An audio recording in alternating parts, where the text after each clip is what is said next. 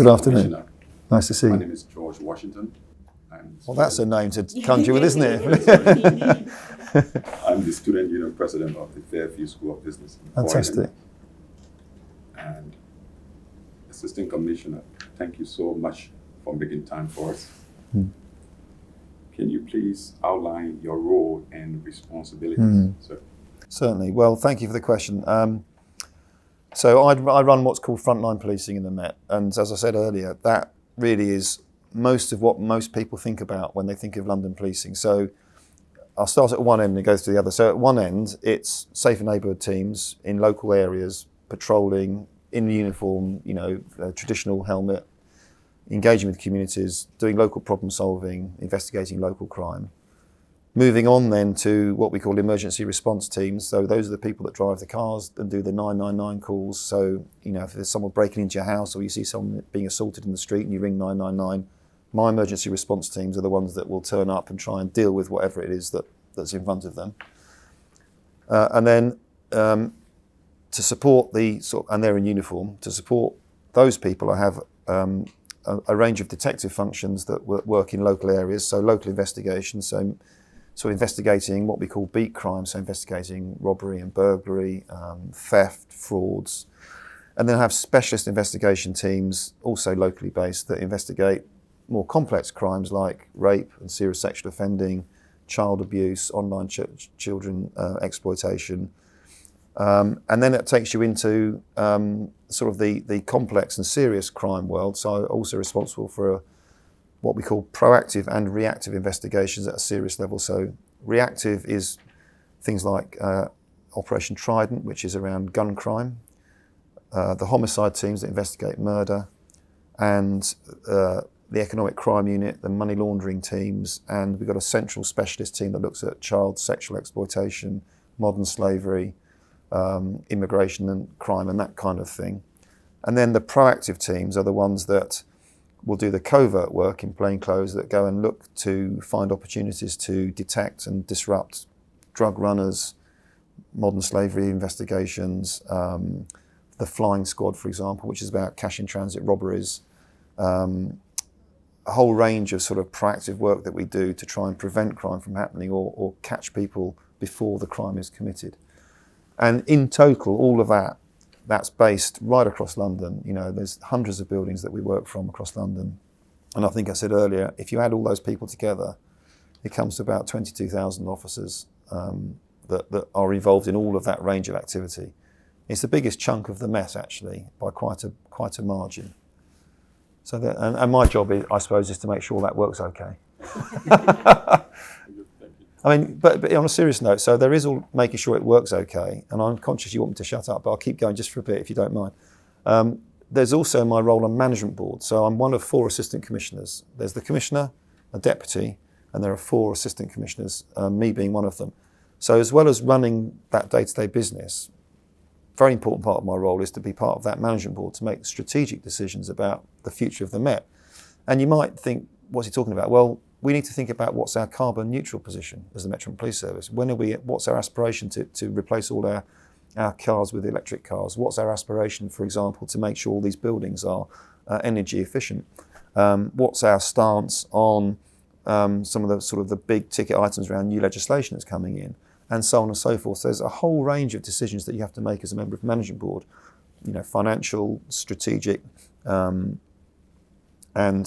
environmental, as well as kind of running the business. So it's a really full-on job, really. Okay, I have another question, Mr. Okay. Commissioner. Do those that decide to carry a knife understand the danger of actually carrying one? Yeah, I don't think they do. I'll tell you a story. Years ago, I was the borough commander in Lambeth, which was one of my favourite postings, and we had a spate of youth homicides, very sad events, teenagers being killed. And I remember going to the school where, the latest one, the victim was a pupil at a particular school, and the person that killed him was also a pupil at the same school. So after the homicide, and once the dust had settled down a bit, and it was a knife crime, I went to see the headmaster of that school, and I said to him, I sat in an office, just me and him, I remember it now very clearly.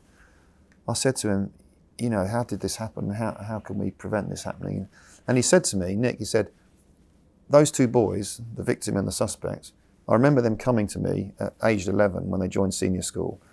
And I remember thinking then, they're going to end up either in prison or in the ground. And do you know what? That's what carrying a knife means. You have a choice to make. If you carry a knife on the street, it will take you to one of two places. It will take you to the graveyard, or it will take you to prison. There's no other alternative. And we see it time and time and time again. So I would say to anyone out there that thinks they need to carry a knife, think hard, because I guarantee you'll end up in one of those two places. And that might sound very stark, but unfortunately that is the reality. Do you know what? Every month through Stop and Search, we take about 400 and something knives off young people every month in London. Those are the ones we find, right? Think how many there actually are out there. Now, they may not get caught on day 1 or day 10 or day 100, but if you continue to carry a knife, one of those two outcomes is going to happen to you. I hate to say it, but that's the reality of the situation. Thank you, Commissioner. Thank you. I'm Anna Maria Kessler Hello. from Health and Social Care. What is your message to anyone who is thinking of carrying a knife? Just that. Many people in my community say that people get involved with knife crime and even gun crime because the lack of opportunities in life. Yeah. It's true. Oh crikey, this is all deep sociological stuff. I mean, why do people get involved in crime? It's a very, very difficult question to answer. There's a whole range of reasons, aren't there?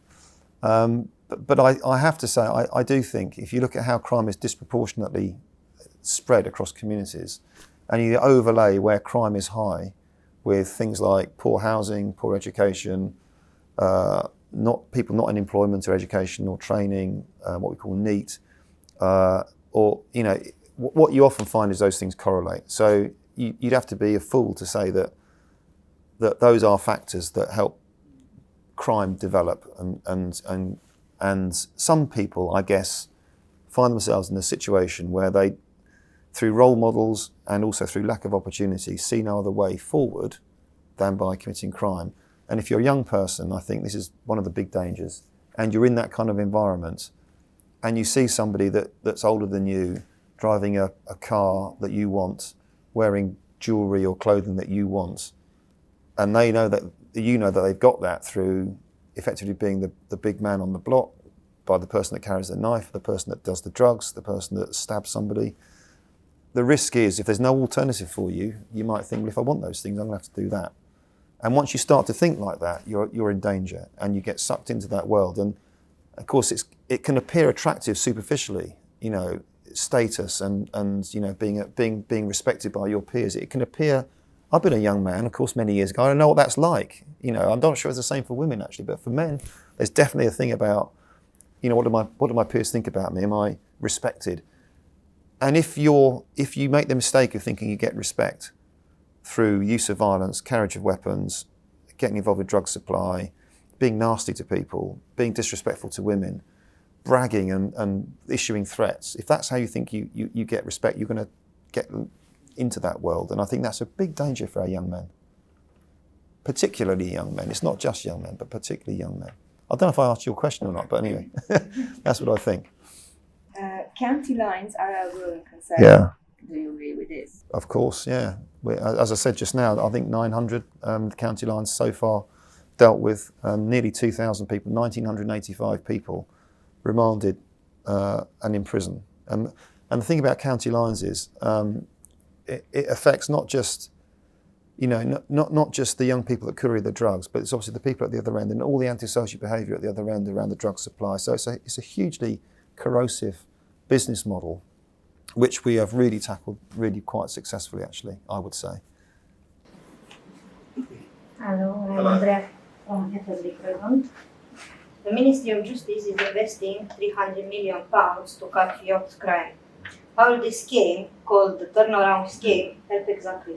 Well, I read about this. I mean, we're all in favour of it, by the way, because we talked earlier on about the withdrawal of funding over many years for you know, youth centres and that stuff because of austerity back in, you know, 2008, 9, 10, those sort of years. So this scheme, I guess, from what I understand about it, it's a government scheme, of course, not a police scheme, provides some funding to look at how we can support young people that are, you know, I said at that, in making those difficult choices about whether or not they get involved in this gang, whether they take that first step towards criminality or whether they don't. And I think that's the point at which you've got to try and intervene if you possibly can. So if this scheme is about capturing people at that point and saying, don't make that decision. Here's another way of doing business. Here's another way of getting those things you want. Here's another way of getting respect.